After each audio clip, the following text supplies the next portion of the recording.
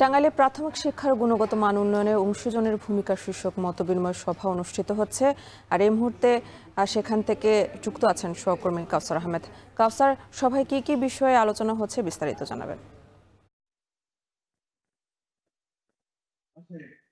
এখানে যে প্রাথমিক শিক্ষার যে এখানে যারা শিক্ষার্থী রয়েছেন তারা যাতে ঝরে না পড়ে সেজন্য শিক্ষকদের যে ভূমিকা রয়েছে এবং অভিভাবকদের যে ভূমিকা রয়েছে সেই বিষয়ে সার্বিক বিষয়ে এখানে আলোচনা করা হচ্ছে। এখানে বেশ কয়েকজন শিক্ষক বলেছেন যে সমস্ত শিক্ষার্থীরা ঝরে পড়ে যাওয়ার সম্ভাবনা রয়েছে এবং যারা অনিয়মিত বিদ্যালয়ে আসেন তাদের নিয়ে অভিভাবক সমাবেশ সহ বিভিন্ন কর্মসূচি পালন করা হচ্ছে। আর এছাড়াও কয়েকজন শিক্ষক জানিয়েছেন যে বেশ কিছু বিদ্যালয় শ্রেণীকক্ষের অভাব রয়েছে, সেগুলো এই শিক্ষা উপদেষ্টা যিনি রয়েছেন তার কাছে দাবি করেছেন। আর এছাড়াও বেশ কিছু বিদ্যালয়ে খেলার মাঠ নাই, যেখানে শিক্ষার্থীরা তারা যে পড়াশোনার পাশাপাশি বিকশিত হওয়ার জন্য খেলাধুলা করবে, সেই খেলার মাঠ না থাকায় তারা সেই দাবিটি করেছেন। এখানে তারা বলছেন যে চরাঞ্চলের, বিশেষ করে চরাঞ্চলের শিক্ষার্থীরা যারা রয়েছেন তারা ঝরে পড়ে বেশি। তারা বলছিলেন যে বিশেষ মৌসুম, বিশেষ করে ধান কাটা, সরিষা বোনা সহ বিভিন্ন মৌসুমে যারা চরাঞ্চলের শিশুরা রয়েছে তারা বাবা মাকে সহযোগিতা করে থাকে, সেই জন্য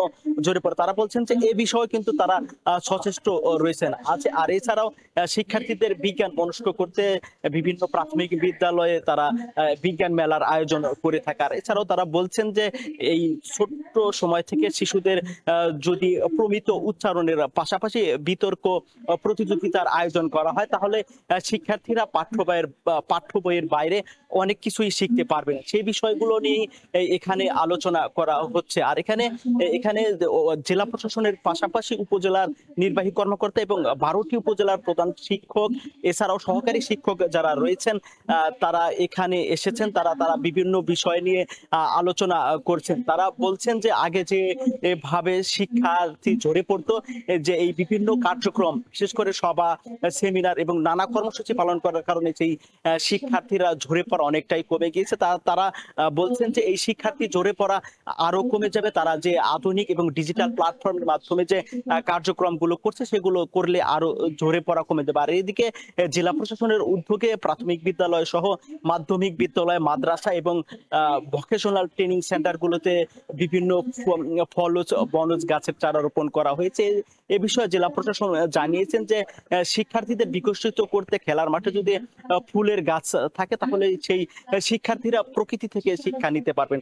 তো এই সব বিষয় নিয়ে এখানে যে শিক্ষা উপদেষ্টা রয়েছেন সেগুলো তিনি শুনছেন, জানছেন এবং তারা কিন্তু বলছেন যে এই বিষয়ে তারা বিবেচনা করবেন। যে আর এছাড়াও যে সহকারী শিক্ষকদের যে 11 দফা দাবি সেটি নিয়েও কিন্তু এখানে দাবি তোলা হয়েছে, সেটিও আশ্বস্ত করার চেষ্টা করা হচ্ছে। তো এই হচ্ছে আমার কাছে টাঙ্গাইল থেকে শিক্ষা উপদেষ্টার সর্বশেষ তথ্য।